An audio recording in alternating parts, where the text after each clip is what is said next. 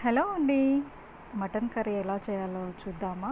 ఈజీగా మటన్ని బాగా శుభ్రం చేసుకొని కొత్తిమీర, పుదీనా ఇలా సన్నగా తరిగి వేసుకోవాలి. నేను ఇక్కడ కేజీన్నర మటన్ తీసుకున్నాను. దానికి త్రీ స్పూన్స్ సాల్ట్, అన్నీ త్రీ మెజర్మెంట్స్లో తీసుకోవాలి. కారం తక్కువ తినేవాళ్ళు 2.5 తీసుకుంటే సరిపోతుంది. పసుపు కొంచెం వేసుకోవాలి. అల్లం 2 స్పూన్స్, 2 టేబుల్ స్పూన్ ఆయిల్, మళ్ళీ కొన్ని పచ్చిగా తరిగిన ఉల్లిపాయలు వేసుకొని బాగా మిక్స్ చేసుకోవాలి. ఇలా మొత్తం ఈవెన్గా కలుపుకొని పక్కకు పెట్టేసుకోవాలి. ఇప్పుడు తాలింపు వేసుకుందామండి. ఒక 2 టేబుల్ స్పూన్స్ ఆయిల్ తీసుకొని, కొంచెం ఎక్కువ వేసుకున్నా పర్లేదు, నాన్ వెజ్లో ఎక్కువ ఉంటేనే బాగుంటుంది కదా. ఒక 2 ఉల్లిగడ్డలు, స్పైసెస్ అన్నీ కలిపి వేయించుకోవాలి.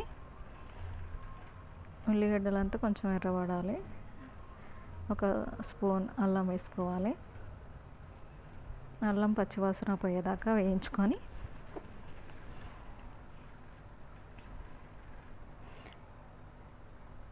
పుదీనా, కొంచెం కొత్తిమీర సన్నగా తరిగి వేసుకోవాలి. ఇక్కడ నేను కొబ్బరి గసాలు కొంచెం వేయించి మిక్సీ పట్టుకున్నానండి. అది కొంచెమే, ఒక 3 టేబుల్ స్పూన్స్ అయితే సరిపోతుంది. కొంచెం అవన్నీ పచ్చివాసన పోయే వరకు ఎర్రగా వేయించుకోవాలి.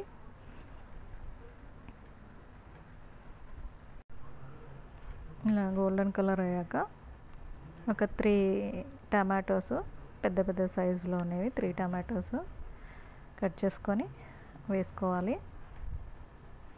టమాటోస్ అంతా కొంచెం బాగా మెత్తగా కావాలండి. బాగా కలిపేసుకొని మనం ముందుగానే కలిపి పెట్టుకున్నాం కదండి మటన్ని, దాన్ని టమాటోస్ అంతా కొంచెం దగ్గర పడ్డాక ఆ మటన్ని దాంట్లో వేసి బాగా కలపాలి. అంతా ఈవెన్గా కలుపుకొని కొంచెం అలాగే మీడియం ఫ్లేమ్లో ఒక 10 మినిట్స్ పెట్టి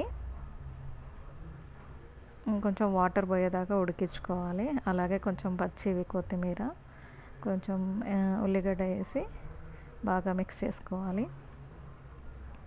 ఇలా అంతా కలిపేశాక వాటర్ వచ్చాక ఆ వాటర్ అంతా పోవాలండి. పోయాక అంతా ఒక గ్లాస్, మీకు జ్యూసీగా కావాలంటే జ్యూసీగా వాటర్ ఎక్కువ వేసుకోవచ్చు, కొంచెం దగ్గరికే ఉండాలి అంటే కొంచెం తక్కువ వేసుకోవచ్చు. ఇలా కుక్కర్ మూత పెట్టేసి 8 విజిల్స్ పెట్టాలండి. అంతే అండి. మటన్ రాని వాళ్ళు కూడా ఈజీగా టేస్టీగా మటన్ చేసుకోవచ్చు. ఒకసారి నమ్మి ట్రై చేసి చూడండి. చూడండి ఎంత యమ్మీగా ఉందో, చాలా టేస్టీగా ఉంటుంది. ట్రై చేసి చూడండి.